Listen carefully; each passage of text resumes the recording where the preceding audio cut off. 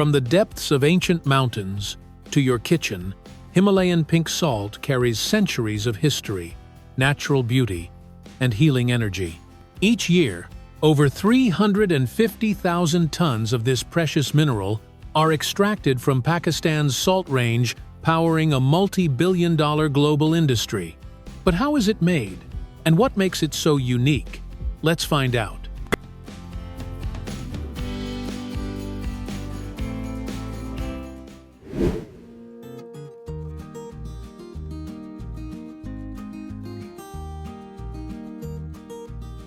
Himalayan pink salt, a natural treasure of Pakistan, comes from the Salt Range Mountains in Punjab, where it was first discovered in 326 BC, when Alexander the Great's horses licked the salty rocks in Khewra.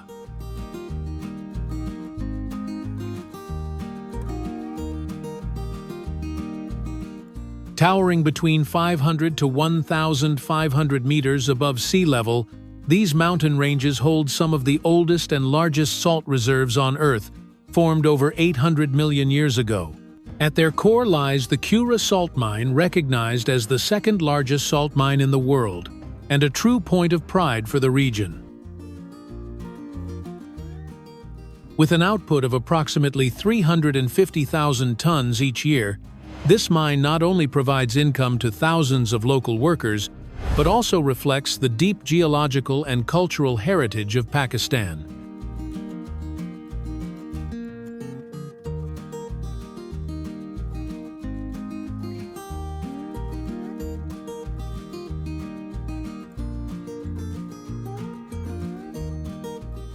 Pakistan's total pink salt production reaches nearly 400,000 tons annually.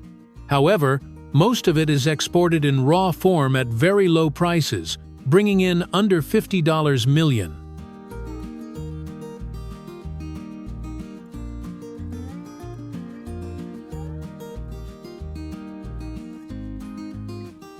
To change that, Pakistan is investing in advanced equipment to develop high-value products such as table salt, cooking slabs, and decorative salt lamps under the Made in Pakistan label.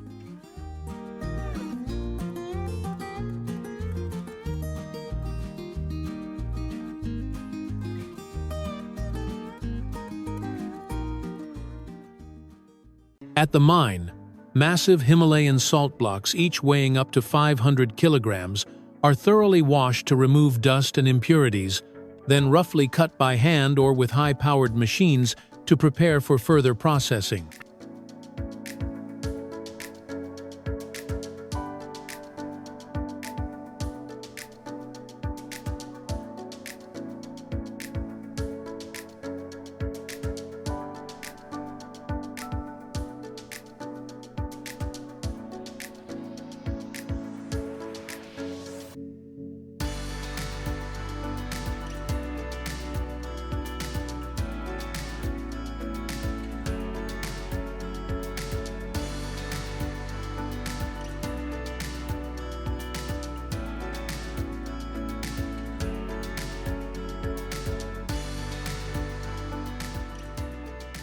In the factory, hundreds of tons of salt are sorted daily, both manually and using advanced optical sorting machines, separating crystals by color, clarity, and size.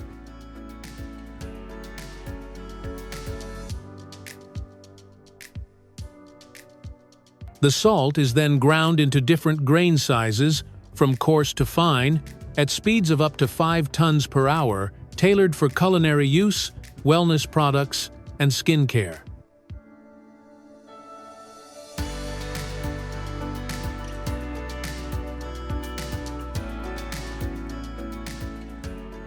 Before packaging, the salt undergoes strict quality control, including moisture analysis, heavy metal screening, and mineral content testing, ensuring purity and safety.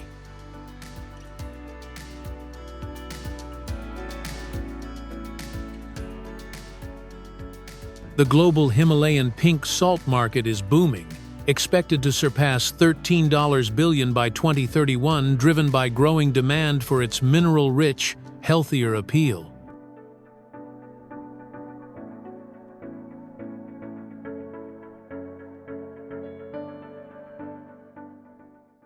Nutritionally, Himalayan pink salt is rich in up to 84 trace minerals, including iron, magnesium, calcium, and potassium, known to help balance electrolytes, support digestion, and enhance overall wellness. Himalayan pink salt is also shaped into bricks. Large blocks are cut and smoothed into uniform tiles to construct decorative salt walls.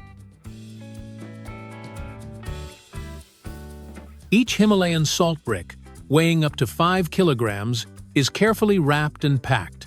Thousands are shipped daily to meet the soaring global demand for wellness and luxury design.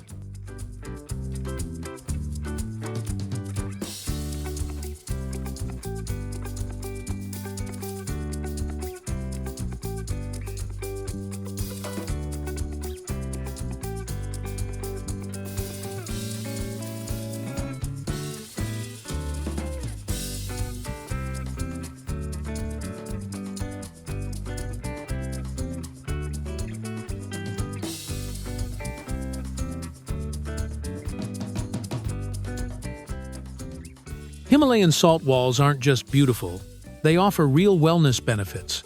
With natural antibacterial properties and the ability to release negative ions when heated, they help purify the air and improve well-being.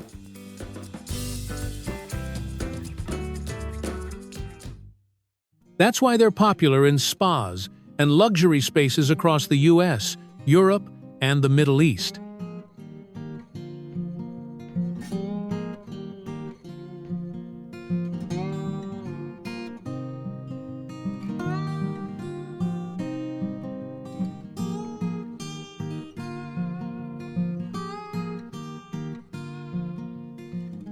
Among the most beloved Himalayan salt products are salt lamps treasured for both their aesthetic appeal and reputed wellness benefits. Skilled artisans begin by selecting premium salt blocks and carving them into various shapes, from minimalist forms to detailed artistic pieces.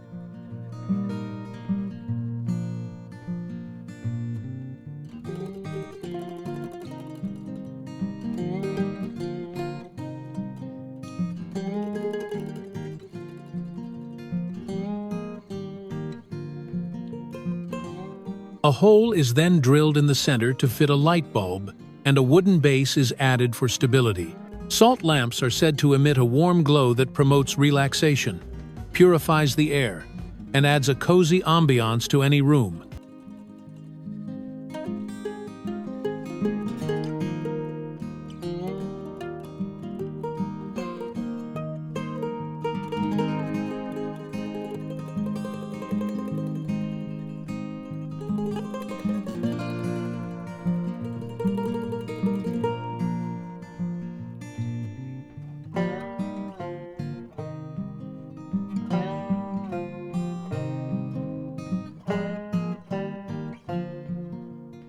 Once assembled, the lamp is thoroughly checked for quality before being packaged.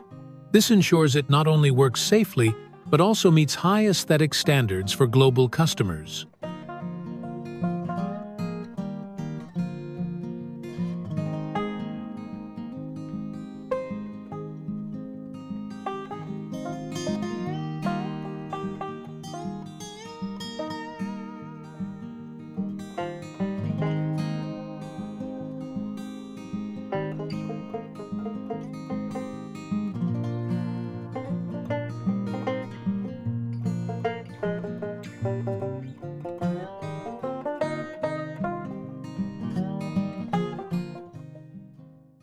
Himalayan pink salt is an excellent option for animal-licking blocks.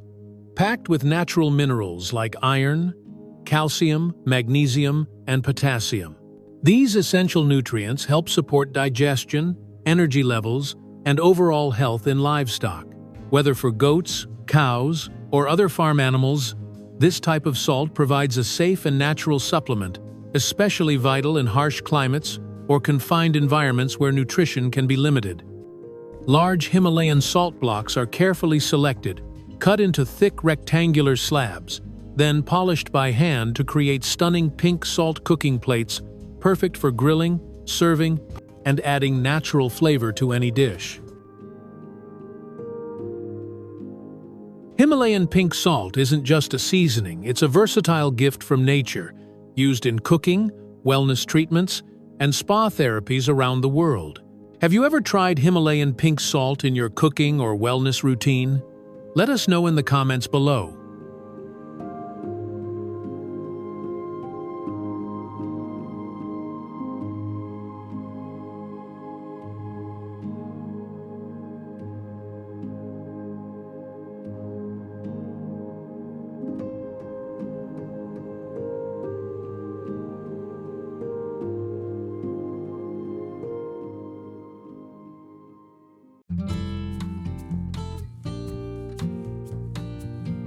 Did you know that the prickly pear cactus isn't just a desert icon, it's actually a global agricultural powerhouse? With over 100,000 hectares cultivated worldwide, especially in countries like Mexico, Italy, and even parts of the US, this spiky plant produces millions of tons of edible fruit and pads every year. From its sweet, ruby-red fruits to its tender, juicy pads, every part of the prickly pear is harvested and processed with care. In today's video, we're diving into the fascinating world of prickly pear farming and factory processing. Let's get into it.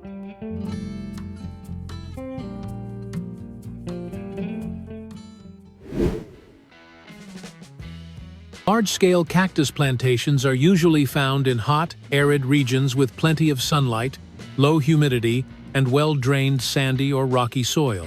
These tough little plants love to soak up the sun and thrive where most crops would tap out. That's why you'll often see cactus farms sprawling across dry zones in Mexico, parts of the southwestern US, and even southern Italy. The drier and sunnier, the better for cacti.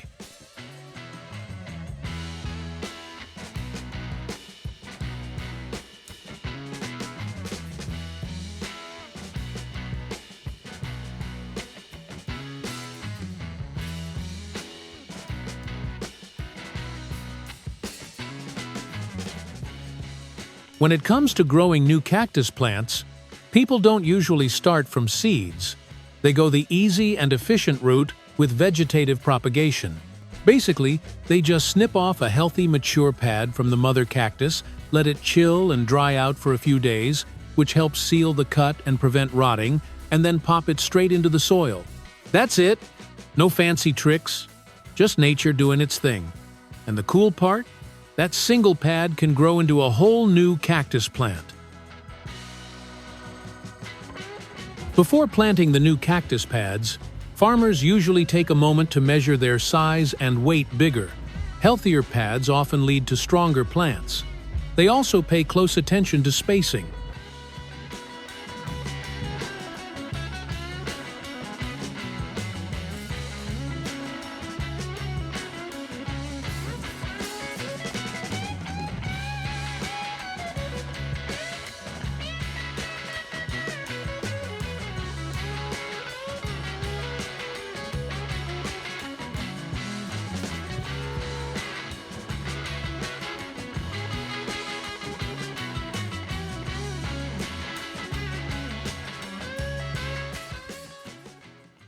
To keep a cactus farm thriving, farmers don't just plant and forget.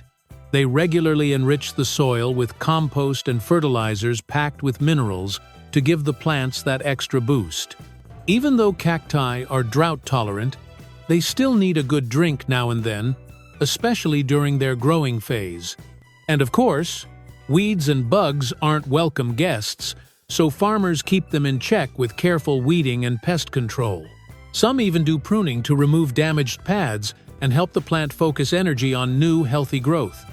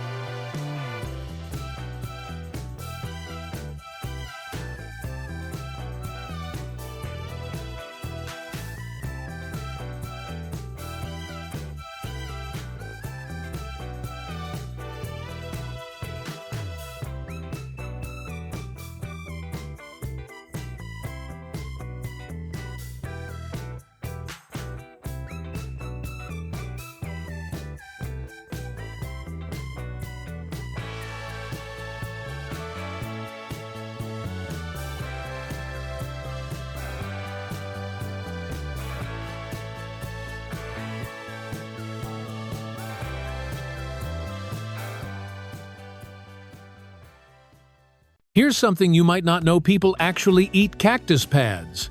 Yep, those thick green spiny pads aren't just for desert decor.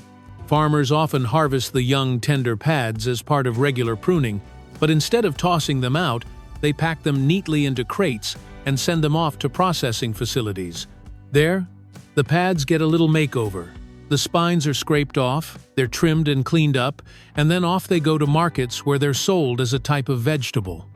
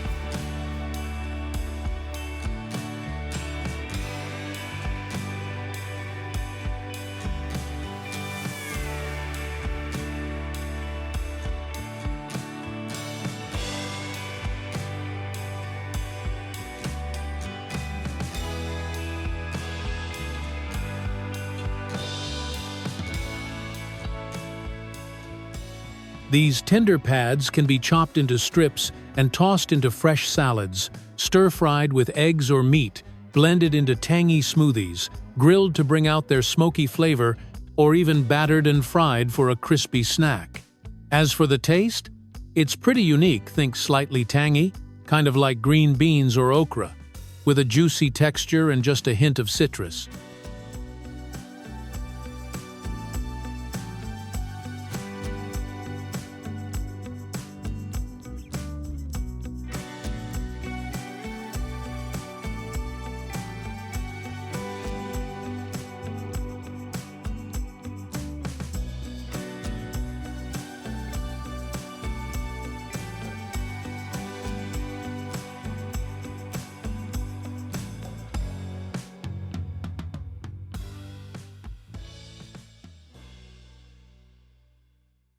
The flowers of the prickly pear cactus are truly a desert beauty. They're large, vibrant, and usually come in shades of yellow, orange, or bright pink, depending on the variety. These eye-catching blooms typically appear in late spring to early summer, opening up under the sun like little bursts of color on the cactus pads. And here's where it gets interesting. After the flowers bloom, they give way to the cactus fruit, also known as prickly pears. But if too many fruits start developing on a single pad, farmers will often do a bit of thinning. That means selectively removing some of the young fruits to allow the rest to grow larger, healthier, and sweeter.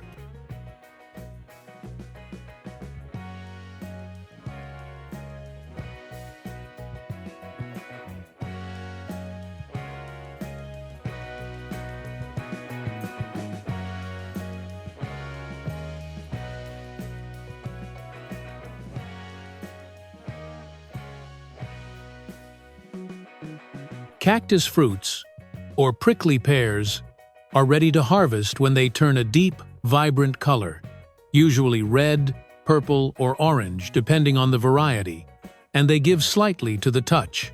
This usually happens in late summer to early fall, but harvesting them isn't as simple as just picking them off. Because of their tiny hair-like spines called glochids, farmers need to gear up properly.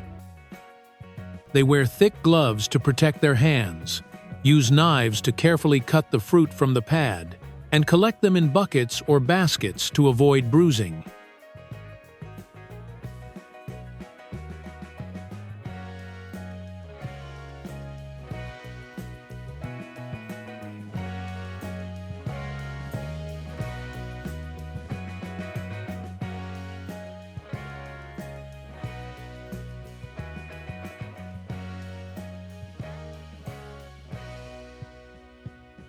After prickly pears are harvested, they head straight to the processing facility where the real magic begins.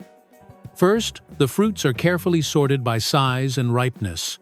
Then, they're sent down a conveyor belt lined with soft rotating brushes or rollers. These gently remove the tiny, sharp glochids, those pesky hair-like spines, without damaging the fruit. Once despined, the prickly pears go through another round of quality sorting to weed out any bruised or overripe ones. From there, they're either packed whole into boxes for shipment, or in some modern facilities, the fruits are peeled, halved, and neatly arranged into trays, ready to eat.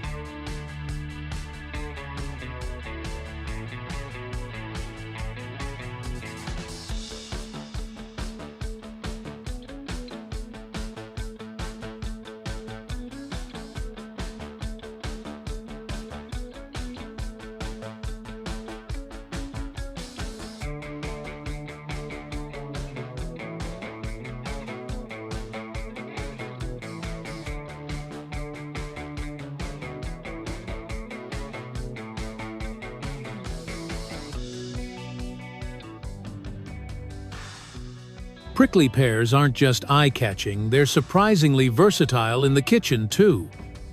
Once peeled, the juicy, vibrant flesh of the fruit can be eaten fresh or turned into all kinds of sweet treats. In many regions, it's cooked down into jams and jellies, made into colorful candies, or even blended into refreshing drinks and smoothies. Some people use it to make sorbets, syrups, or desserts like prickly pear tarts and fruit salads.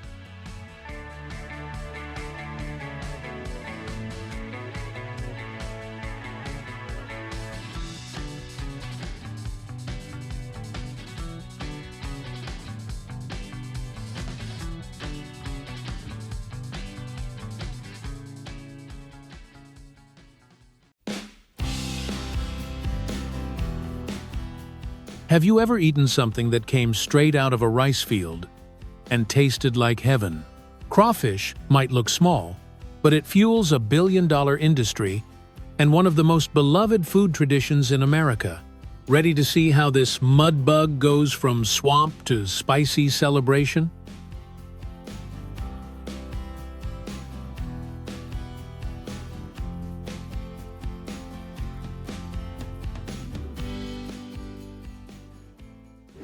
Crawfish, also known as mini lobsters, are distant cousins of lobsters, but way smaller, only about 3 to 5 inches long. There are over 500 species of crawfish in the world, and more than 250 are found in North America alone. In Louisiana, the red swamp crawfish dominates, powering a billion-dollar industry. Each year, Americans devour over 120 million pounds of crawfish, and 90% of that comes from Louisiana.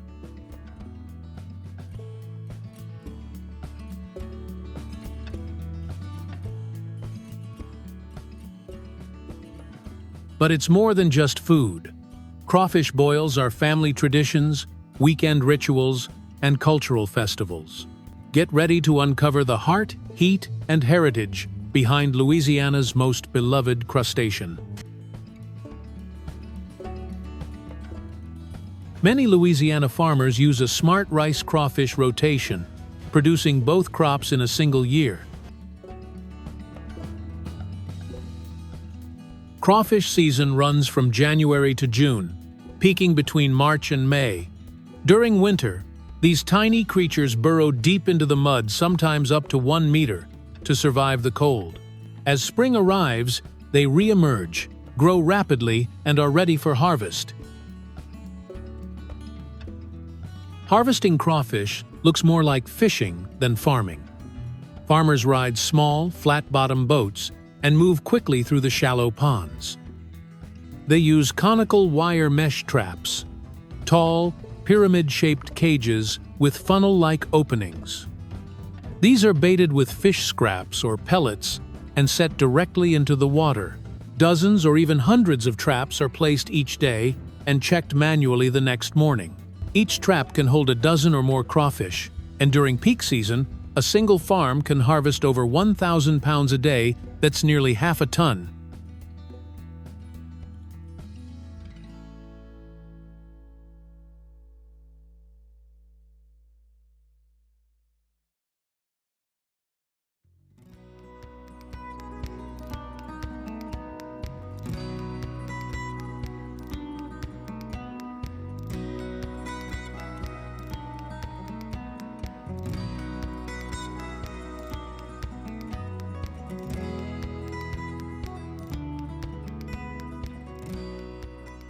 Once harvested, crawfish are dumped into large tanks of clean, cool water, where they soak for about 3 hours to purge any mud or waste.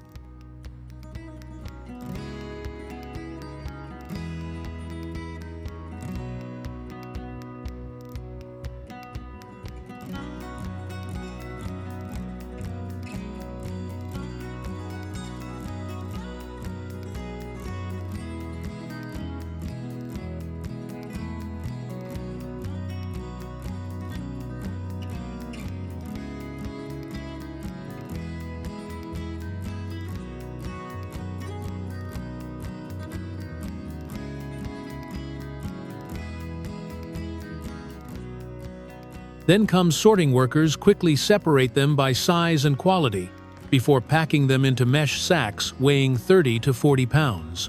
From there, they're shipped off to processing plants or straight to markets and restaurants. Today, Louisiana is home to over 1,600 crawfish farms, generating more than $300 million in revenue annually and across the U.S. The crawfish industry is worth over $1 billion.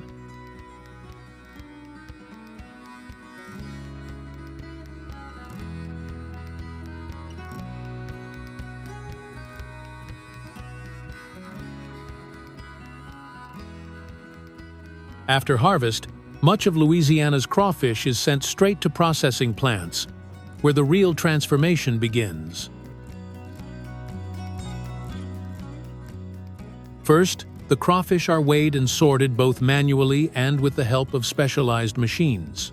Skilled workers examine them for size and quality, removing any broken or undersized crawfish. It's a fast-paced process in some plants. A single worker can sort over 2,000 crawfish per hour.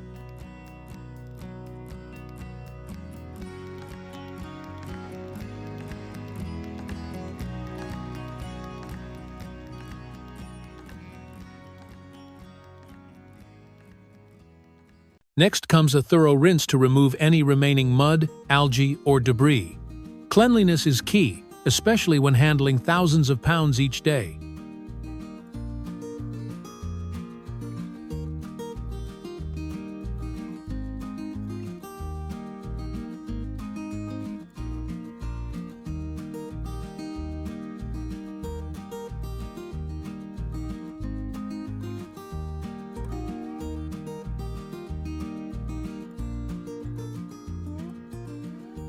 Then, crawfish are cooked in high-temperature steam chambers, locking in flavor and turning their shells a vibrant red.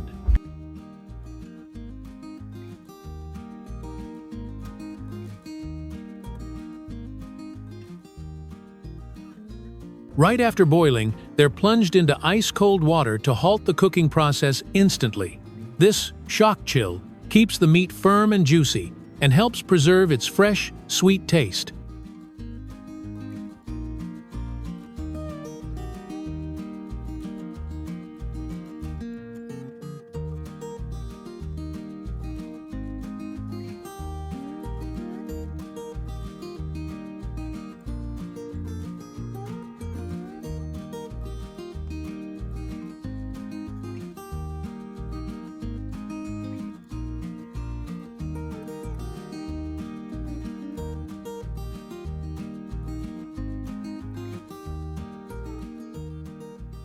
At this point, the processing line splits in two. Some crawfish are packed whole head, shell, and all, and flash frozen for restaurants, markets, or export. The rest are sent to a peeling station, where skilled workers hand-peel the tails, sometimes up to 15,000 tails per shift, carefully removing the shell to collect only the sweet, tender meat. Crawfish tail meat is the most prized part, rich and flavorful. It's the heart of beloved southern dishes, like crawfish étouffée, bisque, gumbo, and po' boy sandwiches.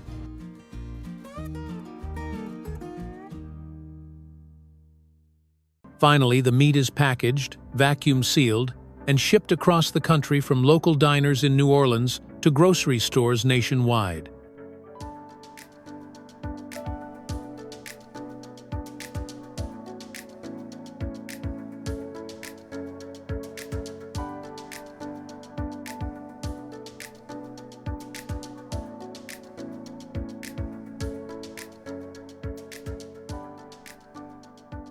Can you believe over 120 million pounds of crawfish are eaten every year in the US?